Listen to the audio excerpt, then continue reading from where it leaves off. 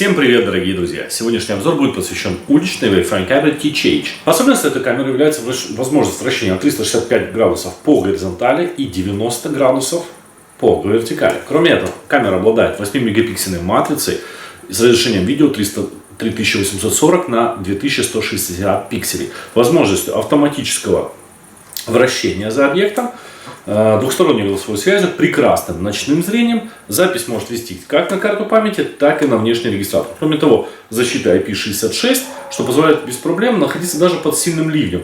Детекция движения человека, включение красно-синих светодиодов тревоги при обнаружении человека. Давайте более подробно посмотрим на эту камеру и протестируем все ее возможности. Поставляется камера вот такой вот плотной картонной коробки с цветной полиграфией. На левой грани расположена наклейка с указанием модели XM5T825-80W. Питание 12 вольт до 1 ампера и с объективом с фокусным расстоянием 3,6 мм. Данный объектив, по идее, имеет достаточно широкий угол обзора по горизонтали и по вертикали, который составляет 85 и 67 градусов. Но это мы проверим. Комплектация бывает разная. В моем случае это 8-мегапиксельная камера. И я сразу же заказал карту памяти в комплекте. Также у продавца есть 4-мегапиксельные камеры и возможность проведения без карты памяти. По закону мы должны оповестить всех, что ведется наблюдение. Для этого продавец положил в комплект наклейку. Тут же находится разметочная наклейка с указанием, где сверлить отверстие для монтажа камеры. Мелочь, но приятно. Карта памяти — это по желанию. Инструкция очень и очень подробная. С описанием всех настроек в мобильном приложении, просмотру с веб-браузера и даже установки приложения на ПК. Но об этом поговорим дальше. Сама камера защищена, пена что-то там. Также дополнительно находится 3 шурупа и 4 самореза для крепления камеры. Значок пройденной проверки отдела качества. Если подключать камеру с помощью Ethernet кабеля, то производитель побеспокоился и вложил комплект для защиты от воды RJ45 коннекторов. Ну и также для подключения камеры нам необходим блок питания 12 вольт с силой тока до 1 ампера. К сожалению, питания по Ethernet кабелю нет. Там и цена становится уже не такой. Длина кабеля составляет 3 метра. Что позволяет установить камеру довольно далеко от розетки с напряжением 220 вольт. Тут также производитель не поскупился, за что ему большой плюс. Камера не из маленьких. Ее размер составляет 119 на 95 на 230 мм. Разъем питания сделан так, что внутрь не могла попасть влага. Кнопка сброса камеры защищена резиновой крышкой, которая защелкивается. Так как камера имеет Wi-Fi модуль, то подключение Ethernet кабеля является необязательным. Хотя я бы при проектировании систем видеонаблюдения для своего дома рекомендовал подключать камеры по проводу. Все равно необходимо протягивать питание. Порт Ethernet закрыт резиновой заглушкой. А если использовать кабельное подключение, то закрываем влагозащитным элементом, идущим в комплекте. Регулировка камеры возможна только по вертикали. В принципе, это и правильно, так как по горизонтали мы можем самостоятельно вращать камеру встроенным сервоприводом. По бокам находятся небольшие рожки Wi-Fi антенны. Я бы рекомендовал поднять их вверх, чтобы не перекрывать обзор камере. По горизонтали камера вращается на 365 градусов. По вертикали на 90.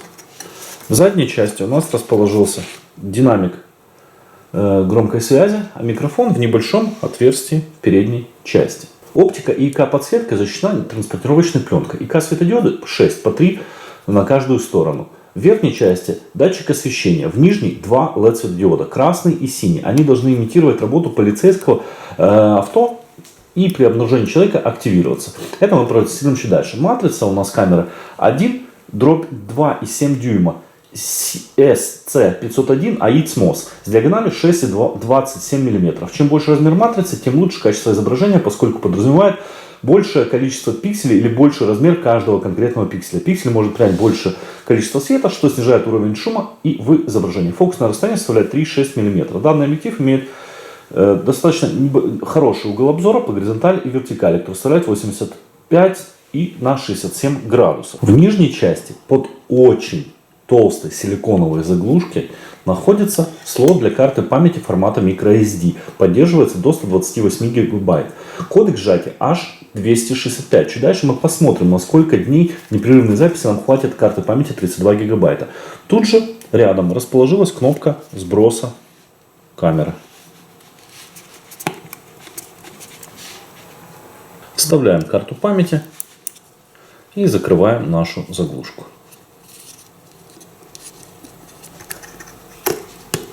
Все. Также на порту Ethernet присутствует LED-индикатор сетевой активности. Мелочь, но довольно нужная функция, особенно для понимания, есть ли линк между свитчем и камерой, или он нарушен. Для управления просмотром видео с камеры на смартфоне необходимо установить приложение ITC. Оно доступно как для Android, так и для iOS. Сканируем QR-код и устанавливаем приложение. Это довольно известное приложение от компании XMI. Устанавливаем его. Переходим в приложение и регистрируемся. Регистрируемся в приложении, введя наш email ваш и 2 раза пароль. Потом после этого входим в приложение, используя нашу почту, вернее, и пароль. Убеждаемся, что мы подключены к домашней сети Wi-Fi 2,4 ГГц. Подключаем питание нашей камеры.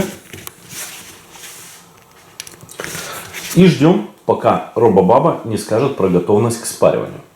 И добавляем камеру. Для этого приложения жмем плюсик. Выбираем камера с Wi-Fi. Далее. System starting up. Wait be configured. Так, сообщение у нас прозвучало. Жмем далее. Вводим пароль от нашей Wi-Fi сети. Нажимаем ОК.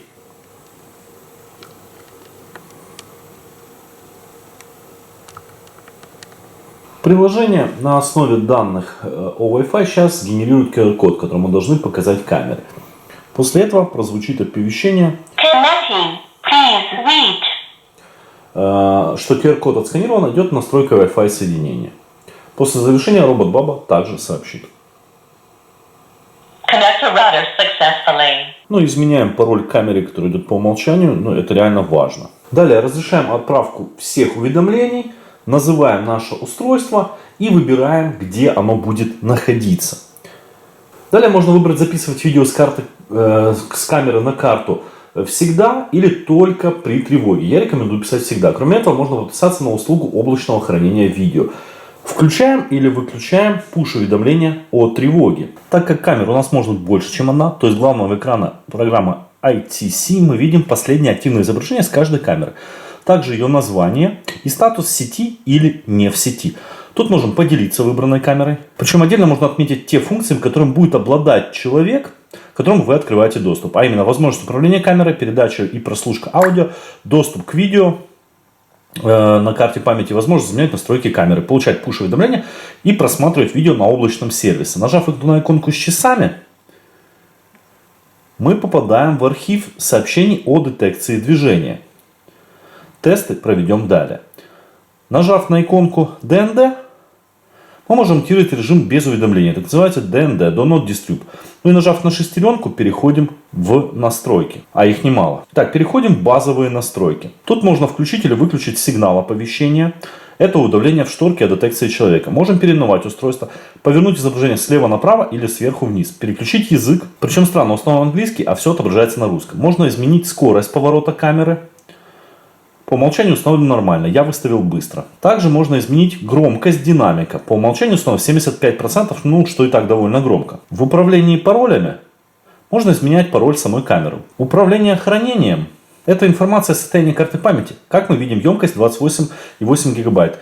Из них 1 гигабайт выделен под фото, остальное место запись видео. Можно указать в настройке «Остановить запись» при заполнение карты памяти, но по умолчанию старое видео перезаписывается. За 19 часов постоянной записи использовано около 9 гигабайт на карте памяти или 474 мегабайта в час. То есть примерно карты памяти на 32 гигабайта хватит для записи видео на протяжении 59 часов, почти 2,5 суток. Вполне неплохой результат работы кодека H265. Это при том, что в настройках записи у меня установлено максимальное качество записи, и запись ведется со звуком. Если отключить запись звука, немного уменьшить качество, то длительность хранимых записей можно увеличить. Кнопка REC – это записывать ли вообще видео на карту памяти. Далее сегмент видео минимальный, то есть 5 минут.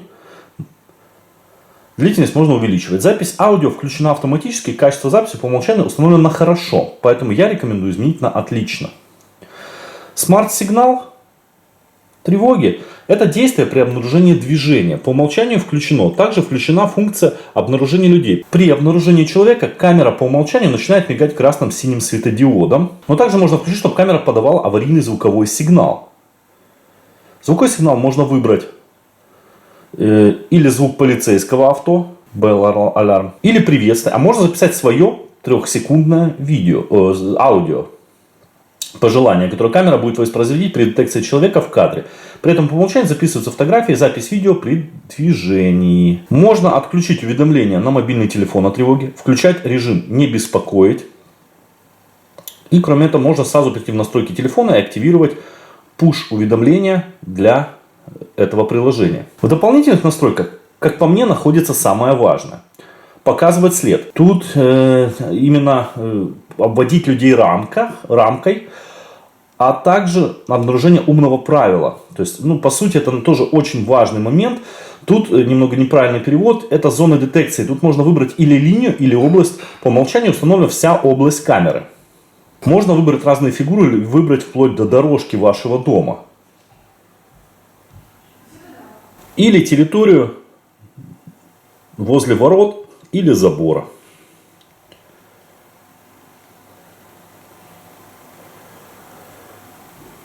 Если выбрать линию предупреждения, то сработка начнется, когда человек пересечет вертикальную черту, неважно в каком направлении. Линию можно наклонять, уменьшать или расширять. Считаю, эту настройку надо было выносить не в дополнительно, а как отдельное меню. Тут же можно изменить время мигания светодиода от 10 до 30 секунд до получаса. Дополнительная функция – это выставление периода, когда будет срабатывать сигнализация. По умолчанию установлено круглосуточно. Когда будет срабатывать тревога при появлении человека. Но можно задать 5 различных временных периодов, когда сигнализация будет включена или выключена. При этом можно указывать для этого периода различное время, а также дни недели. Очень удобная функция. Допустим, постановки на охрану на ночь, когда камера будет и подавать световой или звуковой сигнал тревоги при обнаружении человека.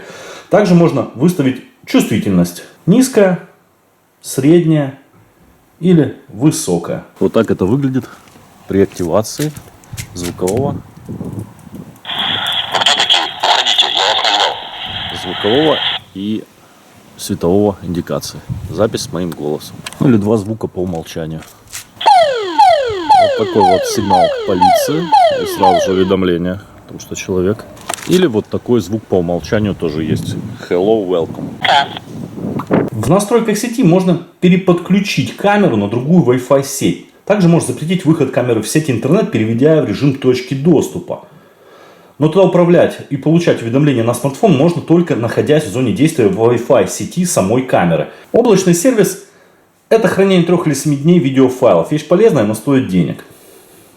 В расширенных настройках можно отключить отслеживание движений, выставить чувствительность отслеживания и активировать режим WDR.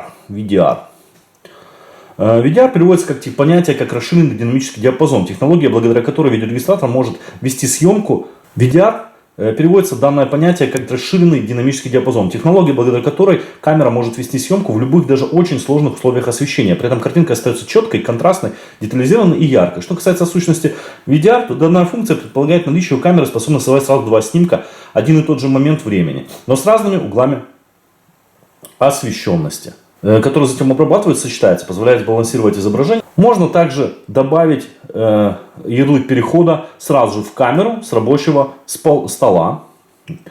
Но перейдя в меню об устройстве, можно посмотреть версию ПО, серийный номер, изменить часовой пояс и синхронизировать время со смартфоном. Ну и при желании сбросить камеру на заводские настройки или перезагрузить ее. Перейдя внутрь камеры, нам сразу же отображается текущая обстановка в пределах видимости камеры. Если тапнуть по изображению, появляется информация о текущей скорости передачи данных, возможности или автоматически подгонять под размер экрана, или растянуть изображение. Дальше можно перевернуть во весь экран и посмотреть качество Wi-Fi соединения. Также перевернуть изображение во весь экран можно переворотом смартфона на 90 градусов. Чуть ниже расположилась панель, где можно включить или выключить микрофон. Бла-бла-бла-бла. Включить или выключить, прослушать, что творится в зоне действия микрофона, расположенного в камере, начать запись видео или сделать фото. Нажав на иконку виртуального джойстика, мы можем управлять поворотом камеры. По вертикали или по горизонтали. Ну, тут же есть, помимо этого можно нажать на пункт «Частный». И тут уже есть интересные моменты. Прослойное отслеживание движений. В настройке можно включить включить эту функцию, и камера будет передвигаться вслед за человеком. Указываем чувствительность, по умолчанию средняя.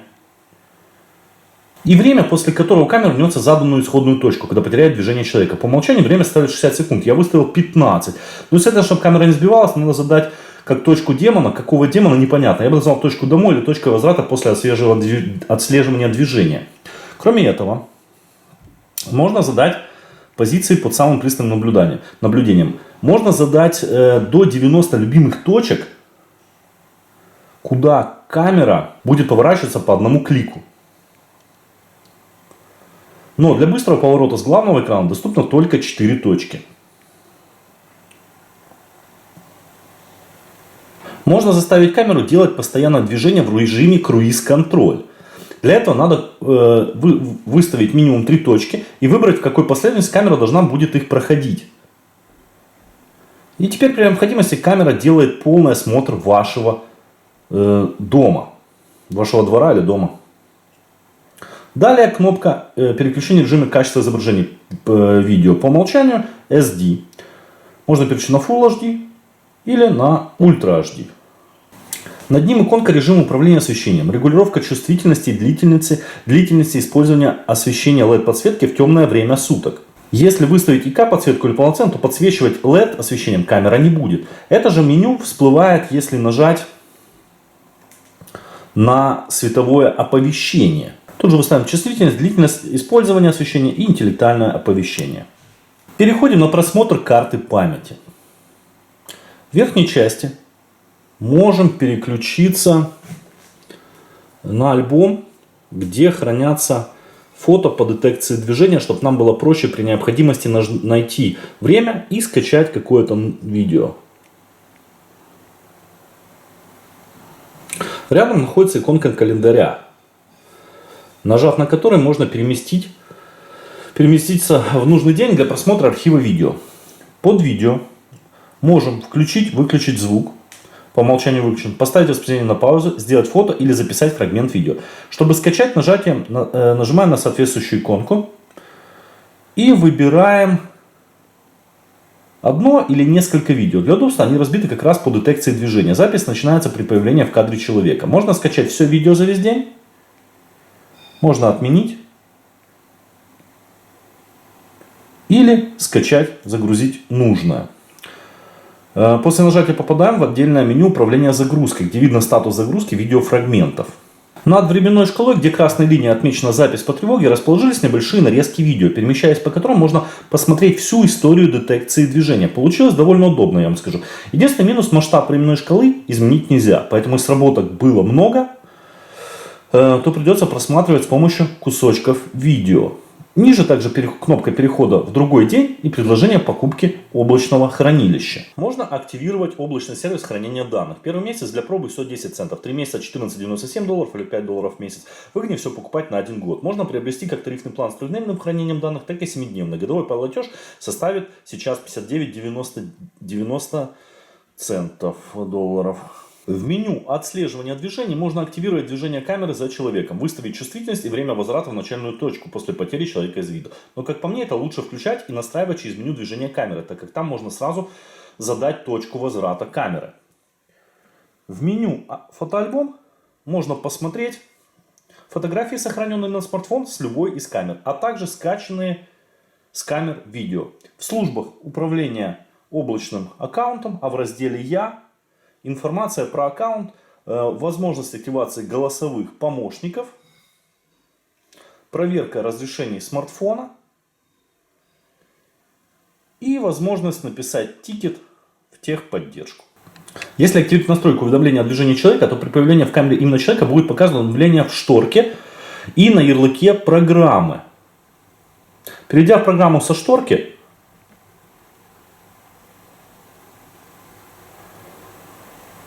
нам откроется фото зафиксированного человека. Хочу отметить сразу, что на автомобиле камера не реагирует. Тут практически ложных сработок за период наблюдения не заметил. Только если есть движение именно человека, неважно, пешком он идет или передвигается на велосипеде, в светлое время суток расстояние при определении человека составило 22 метра. Это, я считаю, супер результат. Причем неважно, человек идет быстро или проезжает на велосипеде. А вот автомобили, грузовики и прочие микроавтобусы камера не идентифицируют как человека. И неважно, даже если кусочек авто попадает в камеру, все равно тревоги не будет. Это тоже считаю отличным результатом. Если подписаться на облачное хранилище, то вместо фотографий будет доступно видео за 3 или 7 дней. Но животных, что в светлое время суток, что в темное, определяет как человека. Даже если заставить обводить, то и собаку обводит как человека. Скорее всего, изменение настройки чувствительности способно это исправить. Но на среднюю собаку переводят в отряд людей. Если человек просто проходит мимо камеры, то камера его будет вести до тех пор, пока он не пропадет из виду. Но если бежать перед камерой, то она не успеет проворачиваться.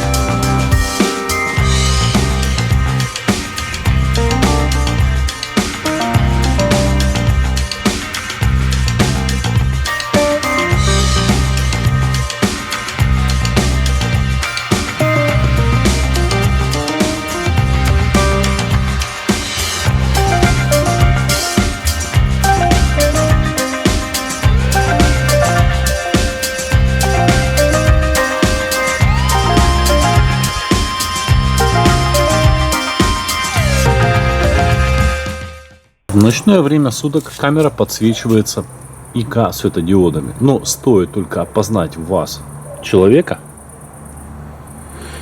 тогда включается LED-подсветка. Еще немножко не опознал. И сразу же идет достаточно яркое LED-освещение.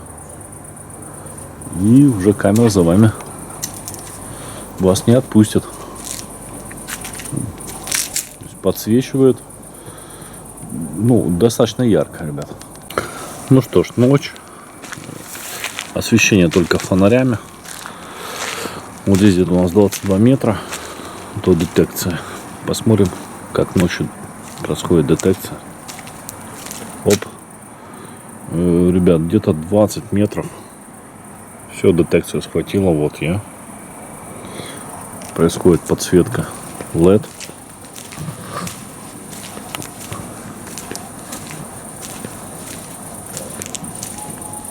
Достаточно уверенно и далеко, я вам так скажу, произошла детекция. Камера нас ведет, подсвечивает. Ну и не отпускает, соответственно.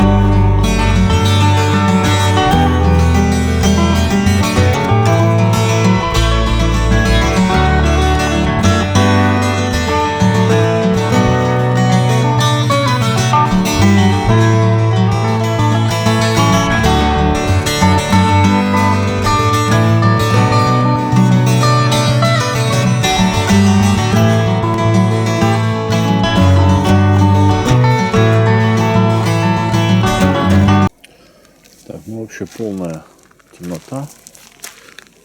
Подсветки вообще никакой нету. Мы подходим 22, 18 метров. Где-то 16 метров. Ну, тут где-то 14 метров. И где-то он в районе 10 метров. Включается подсветка LED. И камера начинает нас вести. LED действительно достаточно неплохой. Освещает здесь, ну, хорошо освещает.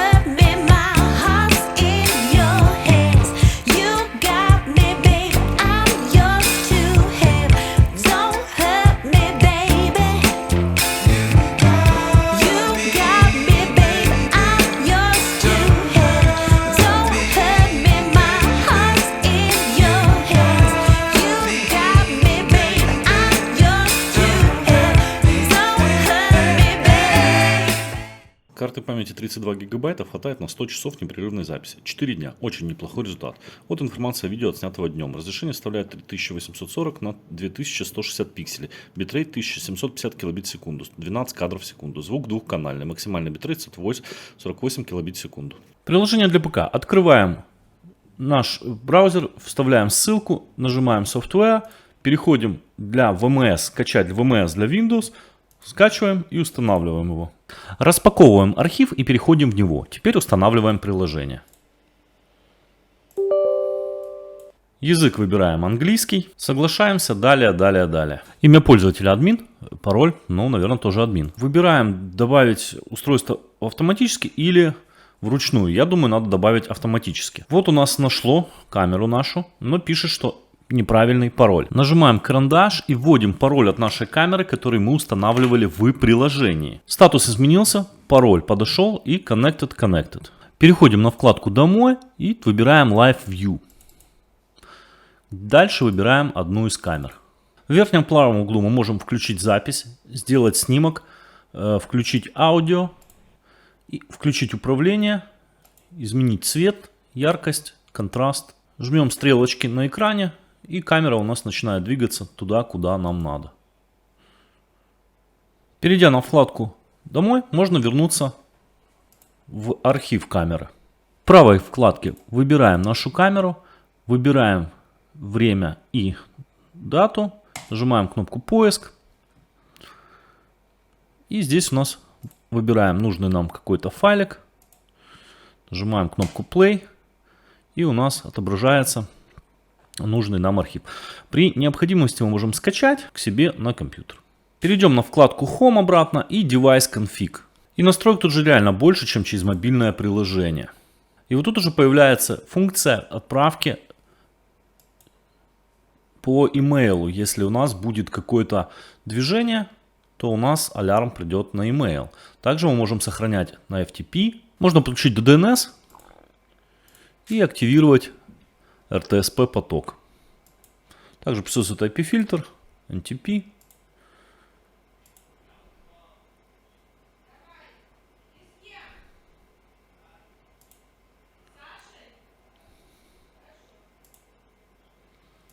Программа обладает достаточно широкими возможностями. И я думаю, каждый сможет под себя ее настроить. То есть такой виртуальный как бы DVR, то есть сервер хранения и управления. Ну и самое основное, это, конечно, в режиме реального времени можно просматривать камеру. У компании THH получилась действительно отличная камера для уличного наблюдения. Если включить тревогу по умножению движения, то никаких ложных сработок на автомобиле или ветке, только люди и животные. Также плюсом является большое количество настроек. Позволяет не только настроить чувствительность камеры, но и выбрать нужные зоны или даже линии для мониторинга. Камера проста в настройке, что позволяет ее подключить любому человеку без привлечения специалистов по видеонаблюдению. Дополнительно стоит отметить корректную работу и более расширенные настройки камеры через специализированное программное обеспечение, устанавливаемое на ПК. Причем тут также никаких сложностей с установкой и подключением. Кроме этого, отмечу высокое качество записи как в дневное время суток, так и в ночное при полной темноте. И тут выручает встроенная в камеру LED подсветка. Ну а наличие кодека H265 позволяет на карту памяти емкостью 32 гигабайта записать непрерывно целых 4 дня. Я надеюсь, видео было для вас полезным, и я смог раскрыть все нюансы этой камеры. Все ссылки на товар вы найдете в описании под видео. Там же находится ссылка на группы в Telegram, где вы найдете не только новинки по системе умного дома, а также купоны, акции, прочее общение и ответы на ваши вопросы. Пожалуйста, не забывайте поставить лайк, если видео вам понравилось, подписаться на канал, чтобы не пропустить другие интересные видео про систему умного и не очень дома. Всем всего хорошего, пока-пока.